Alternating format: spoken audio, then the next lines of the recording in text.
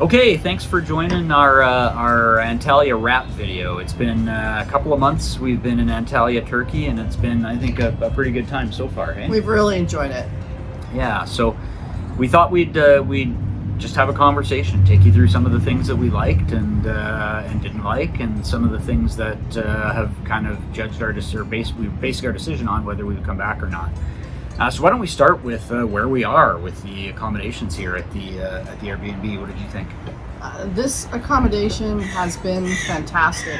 The service we've received has been outstanding from the day we checked in to today. We unexpectedly had weekly cleaning included, which was lovely. The service from the office staff downstairs has been excellent. Easy to communicate with. We use WhatsApp with them. They've been in and out a couple of times for a couple of things, and it has been great. Yeah, I think it's safe. They've got somebody monitoring the door at all times. It's you need a key to get into the door downstairs. You need a key to get into our suite up here. Elevators, modern, and quite frankly, compared to a lot of the ones we've seen in Europe, large and very North American-like. Air conditioning has been fantastic. When we first got here, it was quite hot, so air conditioning has worked really well. And that's a good point. I think everything here has worked, which is really quite nice. So I think it's been really good. If you're interested in this place, we can now tell you it's Ark Homes, ARKK Homes. It's an apart hotel. We're just kitty corner from Hadrian's Gate, so you're just outside of Old Town. Great location. Great location. Lots of stuff around. You have the best of both worlds. If you want to, have stuff that's a little bit cheaper and a little bit more accessible, you've got the stuff outside of Old Town. If you want to spend a little bit more money and have that kind of more Old Town experience, you can cross the road and enter into Old Town at several spots, and it works really well. I guess the costs and relative value. So as we mentioned when we started here, this is not our cheapest Airbnb by a long shot. It is a beautiful Airbnb, but it is not. We spent up to be here. We spent up to have this patio. We spent up to have the view. But I think in terms of some of the other places we've gone that are this tropical and have this kind of a view, the price is actually not that bad. No. What do you think compared to, say, Hawaii?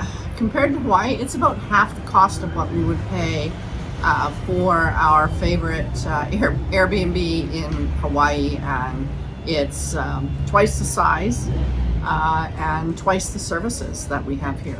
Yeah, it's so when I look at it, it's expensive compared to our European experience so far, but it's not expensive compared to really any North American place. Like, you're still looking at pretty low per night rates for a hotel. It does have all the hotel sort of service. It has, again, the full kitchen. Everything works, like we said, so I couldn't recommend it anymore, actually. I think this has been the best Airbnb we've stayed in entirely on this trip. And as much as the others have also been the same, this place has been impeccably clean. Yeah, absolutely. The cleaning crews are great. Like, we get it once a week. They're very quick. They do a good job. Everything's spotless when we get going, so it's great. And it is nice having that again, like having somebody screeching out there. It is nice having your laundry done once, or your towels and sheets done once a week. We haven't had to worry about washing those. We can put the garbage out every day. Every day. It's picked up every day. We don't have to go find a garbage bin like we do everywhere else when we travel here. So all those things have been good. I guess if I was to point out any negative, I would say the internet here hasn't been as good as the other cities we've been to. It hasn't been terrible, but we've definitely been getting lower internet speeds. Like, running multiple streaming is probably not possible. Running one stream at a time is mostly good. Our VPN doesn't love it, whereas we've had better internet. Now, whether that's a problem with the facility here, whether that's a problem with just the equipment we have in this room, or whether that's a problem with Turkish internet, I don't know the answer to that. But we've been able to work around the issues that we've had. And it hasn't affected my work at all. I've been able to run all the video conferences and everything we do. We've still been able to upload our videos for YouTube. It's just slower and everything takes a little bit longer. And we do get the odd time at night where it just craps out for a few minutes and comes back. So overall, I would say fine. But that's probably the only negative I can really think of. Obviously the location is great. We talked about that. The views are spectacular here. We did, though, discover this whole apartment hotel thing here, which is quite interesting to us. So when we first started down this path, we went Airbnbs only. We found this place through an Airbnb, but it is an apartment hotel, so you can book it straight through their website. I would totally do that next time and not pay Airbnb, a huge fee for their participation in it. But we didn't know, so we booked it this way. When we did the Konyaaltı walk, though, we discovered quite a few other apartment hotels. We did. We went down there specifically to look on our second walk, specifically to look to see what kind of accommodation could be down there, just from looking at hotel names or apartment building names when we went by. And we found quite a few that looked like hotels. So as soon as we got back, we started digging into that, and they all pop up as apart hotels. Because we weren't sure that there was much in the way of Airbnb accommodation here at all. We thought maybe there's regulations. Now there may very well be regulations for Airbnb, but apparently a park hotel is a big thing. Because over on Konyaaltı Beach, there's a lot. And we found quite a few that were very good in our price range, and the kind of what we were looking for, the boxes that we need to have checked when we were looking for accommodation. Yeah, a lot of them. I think the Konyaaltı area too. I mean, I'm glad we stayed in this area to start with. For our first time here in Antalya, I think being near Old Town was perfect. You're kind of central to everything. But now that we've gone over to Konyaaltı Beach a number of times, it kind of fits our lifestyle pretty well. So I think if we were to come back, that would be the area we would look at. We liked all the, you can walk the beach for 13 kilometers every day. Beautiful beach walk. Coffee shops everywhere, restaurants everywhere. It's just kind of an easy vibe. You're a little bit further away from Old Town here, so it would be a 15-20 minute cab ride probably to get here from Old Town. And a cheap cab ride. It is relatively inexpensive here for cabs, but it would be a hassle. So I'm glad we didn't do it for this trip, but but in the future I think we would probably try and stay in Konyaaltı. Yes, totally. Okay, so let's talk about what have we? Let's talk a little bit about the pros and cons. So I guess other pros that we've talked about is the restaurant selection here. Is wonderful. Is wonderful. We've eaten out fairly regularly here, and in order to do that, you have to have a lot of choice and a lot of variety. And it has offered us everything. We've eaten Turkish food, pub food, I think we've mentioned before, but just a lot of variety. I think in terms of comparing against Portugal and Ireland, where we've already been, I actually think it's better here because we were able to find. In Portugal, we were down to, especially in Lisbon, there was hardly any. We had like one regular that we would go to. Porto was a little bit better. We had 2 or 3 restaurants that we thought were quite up our alley. But here, there's probably 4 or 5. So we're a little bit, and I mean, that's out of dozens of restaurants that are around us. But we found 4 or 5 that we quite liked, that we've been going back to repeatedly, and it gives us a good selection of food. And I think I have to add to that is they've all been open at lunch. Yeah. They're generally the ones that we've been hitting, the ones that we look for, have all been open all the time. Some of them, there are some that just don't open until dinner, but all of the ones that we have settled into have been open at lunch. Yeah, which is great. It has been really good. Got to say, the food has been exceptional, and the service. We have never had less than stellar service. I think we've talked about a lot of the other pros already, so I don't want to be too repetitive on that, but there's a lot of pros here. The walkability of the city is really nice. There's lots to do. There's so much history here. If you like water sports, there's tons of that. You can boat anywhere. If you really wanted to explore, if you were coming here on a vacation, which I would highly recommend to people, you can get out. There are cities and towns all along the Turkish Riviera. You land here and you start here and work your way down. It's amazing. I think it would be a relatively easy city to drive in. I've been kind of watching it. They drive on the right side of the road. The signs are very clear. The lanes and stuff are very simple. There are some roundabouts, I guess, but nothing too complicated.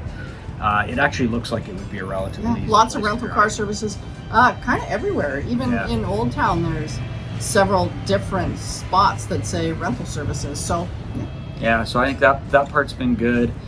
I mean, there's just a ton of pros. The weather's great. I think though the weather could be a pro or a con. Like we came here into early September into October, and the first part was a little too hot for us.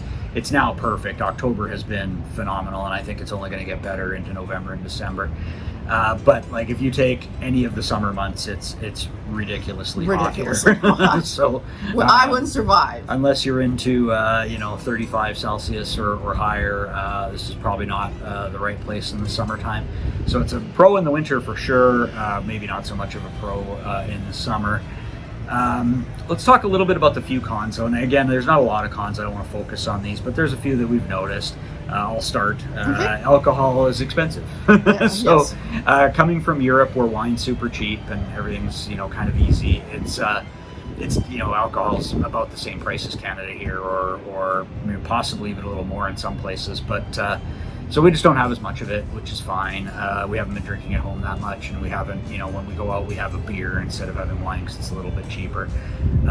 So that's definitely one. Do you want to talk about maybe bread or? We've had a really hard time finding good bread. We started out buying at a grocery store, and we find most of the call it factory produced loaves of bread are a little bit coarse, and they really don't last very long on the shelf. We get them home, and within 2 days they're almost too dry to use, and the texture is quite coarse. So then we switched, and we thought, well, we'll buy some like French loaf, and they are absolutely tasteless. Yeah. We've tried several different, both from the grocery store and both from one of our cafes, and they look wonderful, they smell wonderful, and they're absolutely tasteless. So we went back to coarse store-bought bread from our grocery store to get us through. Yeah, I think 2 days is also being extremely generous. Yeah. By day 2, it's so dry we can't eat it. Yeah. So it's like it's probably because there's no preservatives in it, and I get it, that's better for you and stuff, but it's not like it's super fresh on day 1 either. So yeah. I don't know, bread's been a surprising challenge, and we've gone to 4 or 5 different places now for bread. We've managed to find some things that are workable, but it's the one thing that's surprisingly weak here. Yeah. Flatbreads and stuff is a different animal. There's lots of that, but in terms of just like a loaf of bread, it's not quite as good as some of the other places we've gone. We were talking about this one just before we started here. We have no oven in our Airbnb, and we continually keep saying that that's a big problem here, but then we started thinking about it. What is there in the grocery store that you can actually cook in an oven? and we started thinking hard about it, and there really is not much. Like there's not a lot of frozen food. There's not a lot of like prepackaged quick meals. No. The stuff that we use our oven for anyways, like I suppose if you wanted to bake or do something, but in an Airbnb, that's virtually impossible.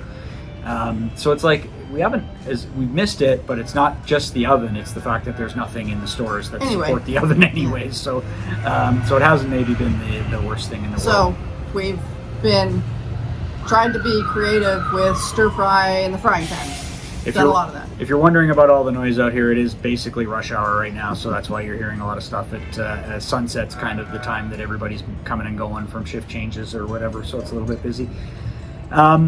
Okay, well let's kind of switch into maybe a little bit of a conversation about kind of our first impressions versus our lasting impressions.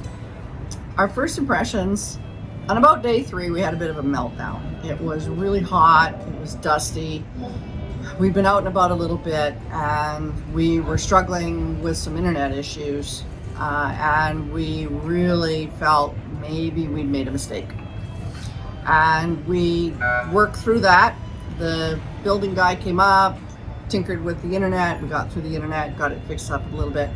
And after about 2 weeks, we're like, man, we really love this place. The whole meltdown was just, I think we were just jet lagged and tired. And we got through it, and now I think it might be hard to leave. Yeah, I think it was weird. It was the first time we've actually got to a place and kind of decided. I mean, there's a couple of things. When we first got off the plane, it was late, and we got into a taxi, and we're a little freaked out because we don't know what it's like here. It's dark, so we can't really see anything. And we were just, as we were driving, it was like we looked around. It was kind of like, oh, this is like when we were driving into Puerto Escondido in Mexico. Like it seemed kind of scary.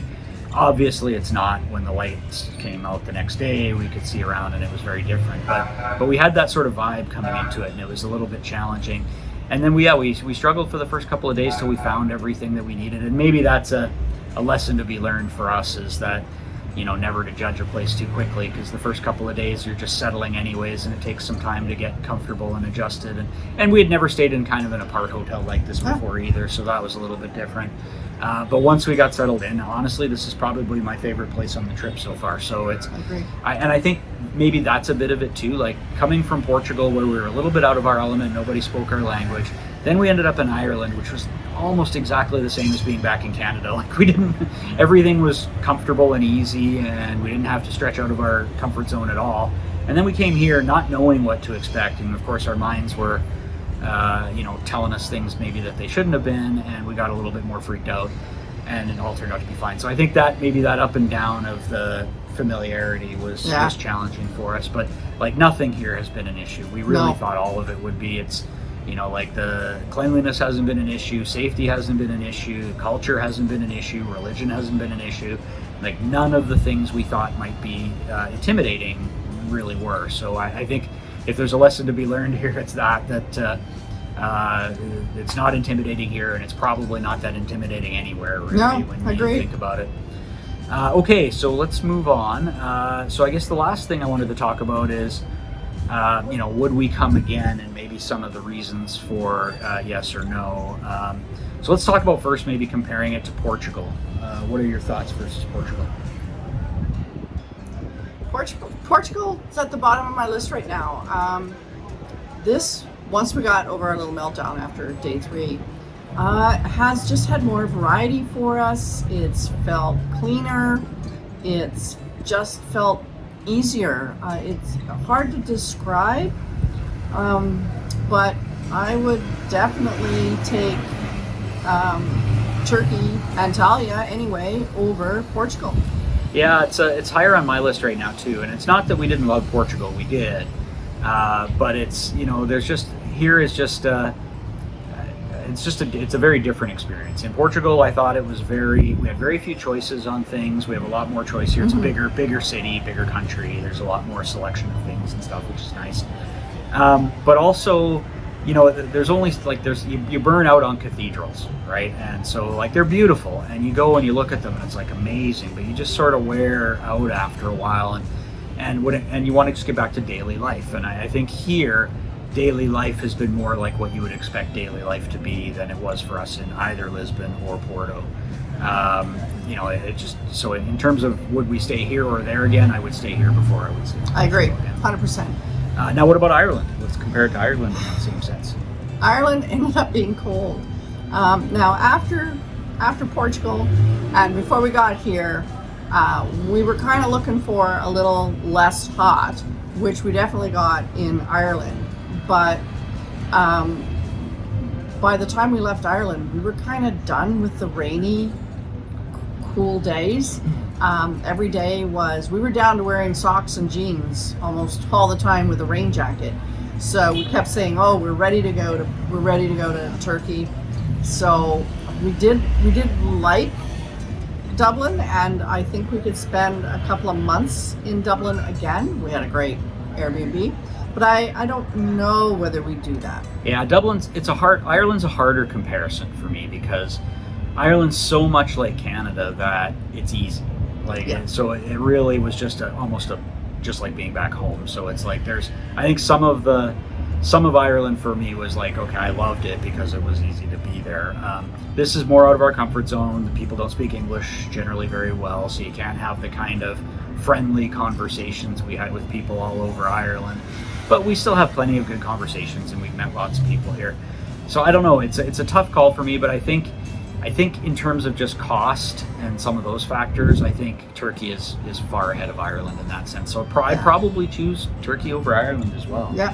So I think that puts Turkey up there as probably our go-to. What didn't seem like was going to be our favorite has now become our favorite place, at least this Turkish Riviera part. So that's was a bit of a surprise. We've already talked about, though, it really does depend on weather. So there's a bunch of factors that go into picking these travel spots for our long-term travel that you have to consider. Weather and time of year is one of them, right? So we couldn't do Ireland in the winter, and we couldn't do here in the summer. So these had to go kind of in the order that they went, which worked out really well for us. There's a party going on behind us right now. The other thing is that we needed an escape from Schengen, right? So both Ireland and Turkey are outside of the Schengen zone, so they give us that option. Whereas, Portugal's inside the Schengen zone, as is Spain and 20 however many other countries. So this works out very well as a place to get away from Schengen and reset your Schengen shuffle clock. Yes. So I think that's another pro for Turkey that makes it very good. I guess the other thing we should talk about is tourism, and I think that goes into the comparisons with Portugal. It's touristy here. Most people are tourists here because it's a beach town, but it doesn't feel like a touristy place the way that we had in the other cities that we've stayed in. Agreed. Portugal felt very touristy everywhere, both cities that we were in. Dublin just didn't, but here we just don't feel like there's hordes of tourists on the streets. They're generally just people they seem to be just people who live here, are shopping. Yeah, going about their business. Like, I think most everybody we see are tourists, or a good chunk of them are, but you just don't. The streets aren't crowded. There's not these massive places that everybody's congregating to look at one thing, like a cathedral or something like that. There's not big lineups. We haven't waited in line for anything since we've been here, which is great. And it just doesn't feel touristy to me at all. No. So I think, again, another notch in the Antalya belt. And then I guess we're getting close to the end here. So the last thing I want to talk about was, what would it be like? Because we've had this discussion now. What would it be like to snowbird here, right? Like to come here for 3 months in the winter. I think it'd be awesome. I think the weather would be great. It seems to be pretty dry, and probably, I'm going to guess, in the low 20s on a daily basis, maybe low to mid teens overnight, which was very comfortable, which would be very comfortable. So I think to get away for the winter, this would be a good location. Yeah, I agree. I think it's other than the cost it takes to get here. It's a long way. Which, depending upon how you travel, can be a lot or maybe not so bad. But we were a little naive with, well, it's really not that bad, but it's a long day. I mean, on the upside, Istanbul is a huge airport, so like getting into Istanbul from anywhere is relatively easy. When we're coming home, we're coming from Madrid through Istanbul back to Houston, so that'll be a pretty. Istanbul is an easy airport, and then from Istanbul to here was only an hour and 15 minutes or something. It's a very short flight and very easy. So, and it's got a good airport here, very easy, reliable. Istanbul's airport was incredible, so that's another one that's a huge airport. Easy. I think it would be pretty easy to snowbird. You take out the travel costs, but I think the benefit of higher travel costs, you also have lower accommodation costs. So, and then I think lower costs generally. If you're comparing it to the Caribbean or Hawaii or other kind of beachy places like this, I think it would be a much cheaper place to go. And at least the Canadian dollar is relatively strong here compared to those other places. So that's a plus. So, snowbird, yes. Yeah, I think so. I think this would be, and it may be on our list in the future as a snowbird place. Probably the hardest part about here has been the time zone for us. Yes. Most of the time we've been here, we've been 9 hours ahead of Calgary. We're in this little stub period right now after the time change in Calgary, but before we leave, so we're 10 hours apart today, actually, which when we go to Spain, we'll drop to being 8 hours away from Calgary, which is a little bit better. It's just making working a little bit more challenging. I'm still working predominantly on North American stuff, so it's I work those hours, so like it's hard now when my work day starts at 4:30 or 5 o'clock and goes till whenever.